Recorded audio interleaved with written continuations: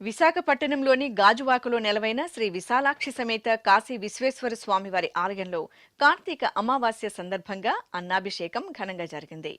ముందుగా స్వామివారికి నిత్య కైంకర్యాలను పూర్తి చేశారు. ఆపై సంకల్ప పూజలతో సేవించిన అనంతరం లోక సంక్షేమాన్ని కాంక్షిస్తూ స్వామివారికి సంప్రదాయబద్ధంగా అన్నాభిషేకోత్సవాన్ని నిర్వహించి హారతులు సమర్పించారు.